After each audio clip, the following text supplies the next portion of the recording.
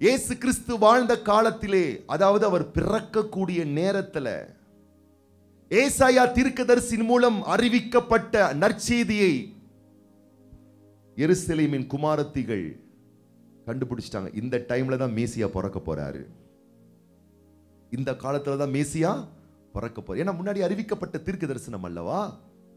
இஸ்ரவேல் குமாரத்திகள் இதை கேள்விப்பட்ட உடனே சரித்திர வரலாறு சொல்லுகிறது. பைபிள் எல்லாம் இருக்கலாம், பைபிள் காலேஜ்ல படிக்கும் போது எல்லாம் எடுத்து சொல்றாங்க பாருங்க. சரித்திர வரலாறு சொல்லுகிறது, கவனியுங்கள். கன்னி பெண்கள், திருமண வயதை கொண்ட கன்னி பெண்கள் திருமணமே பண்ணிக்கலையா. நூற்றுக்கணக்கான ஆயிரக்கணக்கான ஸ்திரீகள். ஏன் தெரியுமா?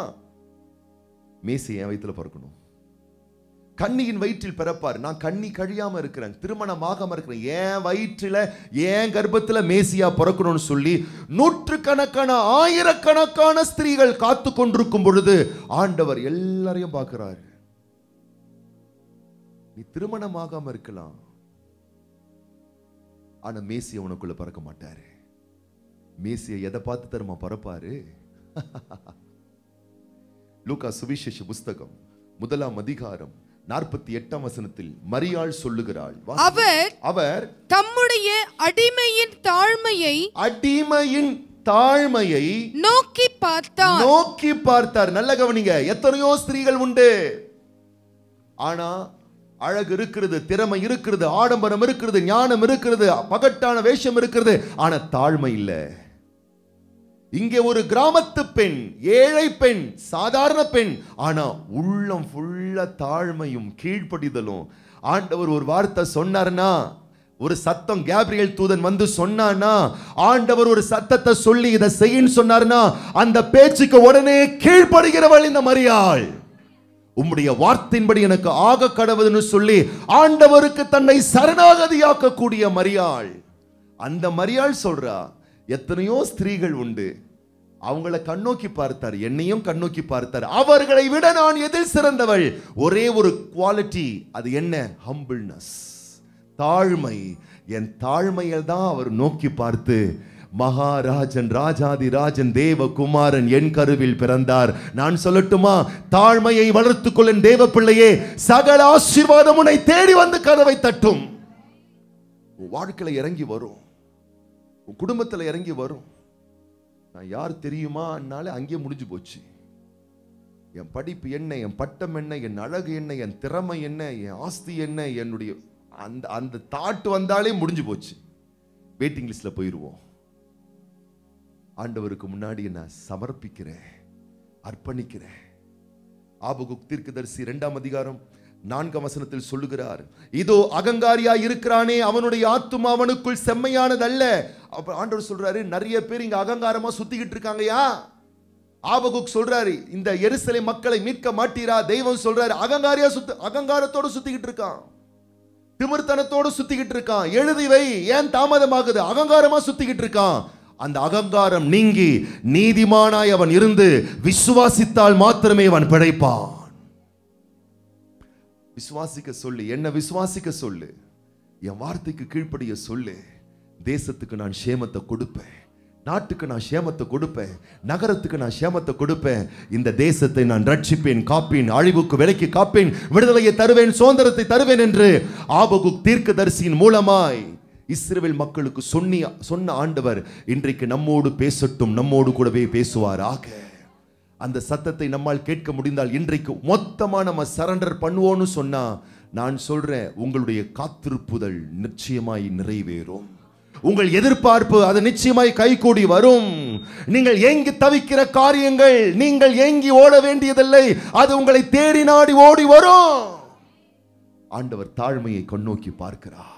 லூக்கா சுவிசேஷ புஸ்தகம் 18ஆம் அதிகாரத்தில் 2 பேர் ஆலயத்துக்கு செல்லுகிறார்கள். ஒருவன் மிகுந்த பெருமையோடு மேன்மையோடு பேசுகிறான், அவன் பரிசேயன். இன்னொருவன் ஆயக்காரன். அவன் ஒரே ஒரு வார்த்தை ஹைலைட் பண்றான், என் மேல இரக்கமா இருங்க ஆண்டவரே, என் மேல தயவா இருங்க ஆண்டவரே, என்கிட்ட வல்லமையோ பலனோ ஒண்ணுமே இல்லை ஆண்டவரே. தன்னை தாழ்த்தி, தன்னை அர்ப்பணிச்சு, தன்னை சரண்டர் பண்ணி ஒப்பு கொடுக்கிறான். ஆண்டவருடைய மனசுல பரிசேயன் அல்ல, ஆயக்காரனே இடம் பிடித்தான். அவன் அல்ல, இவனே நீதிமானானான். அவன் அல்ல, இவனுடைய ஜெபங்களை கேட்கப்பட்டது. தாழ்த்துற ஆண்டவரே, என் படிப்பல்ல, என் ஞானம் அல்ல, என் திறமை இல்லை. உங்க வார்த்தைக்கு நான் கீழ்ப்படுகிற ஆண்டவரே, உங்க சத்தத்துக்கு நான் செவி கொடுக்கிற ஆண்டவரே, இன்னைக்கு நற்கிரிகளை செய்ய நான் அர்ப்பணிக்கிற ஆண்டவரேன்னு சொல்லி உங்கள் நற்கிரிகளை செய்ய நீங்கள் துவக்கி பாருங்கள். தேவ பிள்ளையே, அது தாமதிப்பது இல்லை, அது தாமதிப்பது இல்லை. உன் நன்மை தாமதிப்பது இல்லை. நீ எதிர்பார்க்கிற எதிர்பார்ப்புகள் தாமதிப்பது இல்லை. அது நிச்சயமாய் உன்னை தேடி வரும் என்று இஸ்ரவேலின் பரிசுத்தர் உனக்கு சொல்லுகிற சத்தியம் உனக்கு புரிந்தால், இன்னைக்கு 2 கரங்கள் அப்பாவுக்கு நேராக உயர்த்தி கண்களை மூடி நம்ம ஜெபிக்க போறோம். ஆண்டவரே, இன்னைக்கு எங்களுக்கு ஒரு பெரிய எதிர்பார்ப்பு இருக்கு, பெரிய பெரிய விருப்பங்கள் இருக்கு, ஆனா அதை எங்களால் பெற்றுக்கொள்ள முடியல. இன்னைக்கு நீர் வெளிப்படுத்திய சத்தியத்தை நாங்க புரிஞ்சுக்கிட்டோம். இன்னைக்கு எங்களுக்குள் ஒரு தாழ்மையின் அபிஷேகத்தை தருவீராக, பொறுமையை தருவீராக, கீழ்ப்படிதலை தருவீராக. எங்கள் ஆசீர்வாதத்தின் தடைகளையும் தாமதங்களையும் நாங்கள் புரிந்து கொண்டோம். இன்றைக்கு தேவ சமூகத்துக்கு முன்னாடி எங்களை தாழ்த்துறோம் ராஜா. எத்தனை பேர் நம்ம சொல்ல போறோம், தன்னைத்தான் தாழ்த்துகிறவன் உயர்த்தப்படுவான். என்னில் வல்லமையோ பலனோ ஆற்றலோ ஒண்ணுமே இல்லை. ஆண்டவரே, உங்க மேலான இரக்கத்தை நினைச்சு, நீங்க எங்க மேல வச்ச மேலான பாசத்தை நினைச்சு இன்னைக்கு நான் என்ன ஒப்பு கொடுக்கிற ஆண்டவரே, என்ன தத்தம் பண்ற ஆண்டவரே, என்ன சரண்டர் பண்ற ஆண்டவரே. எல்லாரும் கொஞ்ச நேரம் வாய்களை திறந்து நம்ம ஜெபிக்கலாமா? ஜெபிக்கலாமா? கர்த்தரும் கூட பேசுவார் மகனே, கர்த்தரனோடு பேசுவார் மகளே. எந்தெந்த விஷயங்கள் தேவ ஆசீர்வாதத்தை பெற தடையா இருக்கிறதோ அதை என் வாழ்விலிருந்து நான் வெட்டி எடுக்க விரும்புகிறேன். அந்த ஒழுங்கீனமான செய்கைகளை, கேரக்டரை நான் அப்புறப்படுத்துறேன். இன்னைக்கு ஒரு தெய்வீக ஸ்பிரிச்சுவல் டிசிப்ளின்குள்ள நான் வரேன். கர்த்தருக்கு அடுத்த விஷயத்தில் ஆர்வம் கொண்டு என்ன நான் தத்தம் பண்றேன்னு சொல்லி குடும்பமாய் ஆண்டவருக்கு நம்மளை அர்ப்பணிக்க ஆரம்பித்தால் உங்களுடைய நற்கிரியைகளுக்கு பலன் உண்டு, நீதிமானுடைய நற்செய்கைகளுக்கு பலன் உண்டு. போனதெல்லாம் போட்டும், இந்த நாள் என்னை புதிய மனுஷனா மாத்துங்கப்பா. என் இருதயத்தை தாழ்மையாக நிரப்புங்க ராஜா. கீழ்ப்படுகிற சிந்தை எனக்கு தாங்க ராஜா. உம்முடைய வார்த்தைக்கு வசனத்துக்கு கீழ்ப்படுகிற சிந்தை எனக்கு தாருங்க ஆண்டவரே. பழைய வாழ்க்கை நான் பின்தொடராதபடிக்கு ஒரு புதிய மனுஷனாய், புதிய மனுஷியை நான் வாழட்டும். என்னுடைய ஒவ்வொரு ஆக்ஷனுக்கும் ஒரு ரியாக்ஷன் இருக்குன்றதை நான் உணர்ந்தவனாய் ஆண்டவரே, ஒவ்வொரு ஆக்ஷனும், நற்கிரியைகளும், ஒவ்வொரு செய்கைகளும் அது நீதியான கிரியைகளாய், நன்மையான கிரியைகளாய், கருணையான செயல்களாய், காருண்யமான செயல்களாய் இருக்கும்படி என்ன ஒப்பு கொடுக்கிற ஆண்டவர் என்று சொல்வோமே. ஆனால் இந்த நிமிஷமே பழைய சுபாவங்கள் மரித்து போவதாக, பழைய மனுஷன் மரித்து போவானாக. ஓ ஹல்லேலூயா. கிறிஸ்து இயேசுவுக்குள் நம்மை அவர் சிருஷ்டித்ததின் நோக்கமே இயேசுவை நம்ம வெளிப்படுத்த வேண்டும் என்பதற்காக. எத்தனை பேர் சொல்ல போறோம், ஆண்டவரே, நான் என் வீட்டில் இயேசுவை வெளிப்படுத்தட்டும், என் ஸ்ட்ரீட்ல நான் இயேசுவை வெளிப்படுத்தட்டும், என் வேலை ஸ்தலத்தில், என் கம்பெனியில், என் பிசினஸ் ஸ்தலத்தில், எல்லா இடங்களிலேயும் என்னை காண்கிறவர்கள் இயேசுவை காணும்படியாக இன்னைக்கு என் லைஃபை சரண்டர் பண்றேன்னு நீங்கள் ஒப்பு கொடுத்தால் இன்றைக்கு நீங்கள் எதிர்பார்க்கிற பிளஸிங்ஸை நீங்க பெற்றுக்கொள்ள முடியும். ஆபகுக் தீர்க்கதரிசிக்கு தேவன் சொல்லுகிறார், அதை வரைஞ்சு காட்டு, அவங்களுக்கு சொல்லி கொடு. ஏன் தாமதம்னு சொல்லிக் கொடு. அவர்கள் வார்த்தைக்கு உட்பட்டால் அது தாமதிப்பது இல்லை, அது நிச்சயமாய் வரும். பெரிய அப்போஸ்தலன் பவுல், அவருக்கு நிறைய கிருபை, நிறைய வல்லமை, நிறைய வரும். செத்து போனவங்களெல்லாம் ஈஸியா உயிரோட எழுப்புறாரு. ஆண்டவர் சொல்றாரு, இந்த கிருபெல்லாம் ஆப்ரேட் ஆகணும்னா, இந்த வரங்கள் எல்லாம், கிஃப்ட்ஸ் எல்லாம் ஆப்ரேட் ஆகணும்னா, பெஸ்டா இருக்கணும்னா உனக்குள்ள பெருமையே வந்துடக்கூடாது, மேட்டுமே வந்துட, நீ உன்னை உயர்த்தவே கூடாது. நான் தொட்டன்னா செத்தவன் எழுந்துருவான், நான் ஜெபிச்சேன்னா வானமே, இப்படிலாம் நீ பெருமையே பாராட்டக்கூடாது. அதனால உன் மண்டையிலேயே கொட்டுறதுக்காக ஒரு முள் இருக்குதுன்றாரு. வாசிங்களா, வாசி முடிச்சிடலாம் நம்ம. 2 கொரிந்தியரின் புஸ்தகம் 12:7 வாசிங்க பார்க்கலாம். 2 கொரிந்தியர் 12:7 போடுப்பா.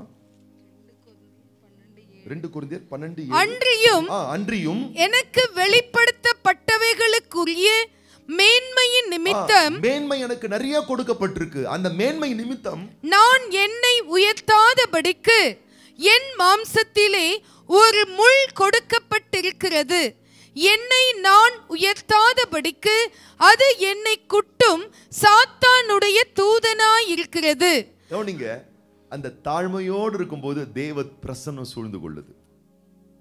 படிப்பு வர, பட்டம் வர, அழகு வர, திறமை வர, சாமர்த்தியம் வர, வசதி வர, வரங்கள் வர, கிருபைகள் வர, வல்லமைகள் வர, திமிரும் மேல எறும்புதான். இப்ப என்னாச்சா சொல்லுங்க?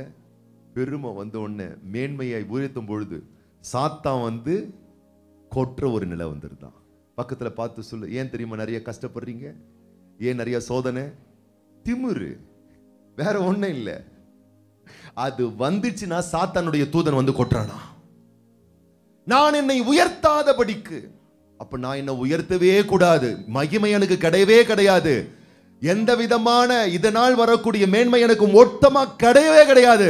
ஒட்டுமொத்த மகிமை அவருக்கே, எல்லாவருக்கே. நான் என்று சொல்ல ஒன்றும் கிடையாது. இந்த நிமிஷம், ஏன் அடுத்த நிமிஷம் நான் எப்படி இருக்க போறேன், என்ன ஆகும் எனக்கே தெரியாது. மகிமையெல்லாம் நான் சொல்றேன், நிம்மதியா வாழுங்களேன், சந்தோஷமா வாழுங்களேன், பணக்காரங்களா வாழுங்களேன், செல்வந்தர்களா வாழுங்களேன், சமத்தையா வாழுங்களேன். பக்கத்துல பார்த்து சமத்தியா வாழுங்களேன். திமிரை விட்டுருங்களேன், பெருமையை விட்டுருங்களேன். அந்த எரிச்சல், அந்த சண்டை, அந்த கோபம், பிறர் மேல இருக்கக்கூடிய மனத்தாங்க, இதெல்லாம் விட்டுருங்களேன். அதெல்லாம் தூக்கி செப்பலுக்கு கீழே ரோட்ல போட்டு சமத்தையா வாழுங்க. அல்லேலூயா. வரங்களோடு, வல்லமைகளோடு, மேன்மைகளோடு, ஜெயங்களோடு. பக்கத்துல பார்த்து சொல்லுங்க, கொஞ்சம் எரும மாடு தோல் மாறி இருங்களேன். அல்லேலூயா. சமத்தையா வாழலாம். நீங்க எத்தனை பேர் ஆமென் சொல்றீங்க? செமையா வாழலாம். பவுல் சொல்ற, செமையா தான் வாழ்றேன், ஆனா கொஞ்சம் அப்படி நெட்டுக்குது பெருமை. நாங்க என்ன மாதிரி கெத்து, நாங்க என்ன மாதிரி ஆளு, நான் என்னால நடந்திருக்கு. அங்கே வரான் சாத்தான். டபக்குன்னு கைகளை உயர்த்தி ஆண்டவருக்கு நேரா வந்துடக்கூடாது. ஆண்டவரே, பெருமை. எனக்கு வீடு கிடைச்சிருக்கலாம், சொந்த லேண்ட் இருக்கலாம், வசதி இருக்கலாம், வாகனம் ஓட்டலாம், பல திறமைகள் எனக்குள்ள வந்துடலாம். ஒரு நாளும் என்னை குறித்து நான் பெருமையா பேசவே கூடாது ஆண்டவரே. ஒரு நாளும் என்கிட்ட பேசுறதுக்கு 1000 விஷயம் இருக்கலாம், அத்தனையும் உம்மால் கிடைத்த ஒன்று. அத்தனை மேன்மையும் நீர் கொடுத்தது, அத்தனை மேன்மையும் தானா வரல, தேவனால் வந்தது. என்ன நான் இன்னைக்கு சரண்டர் பண்றேன்.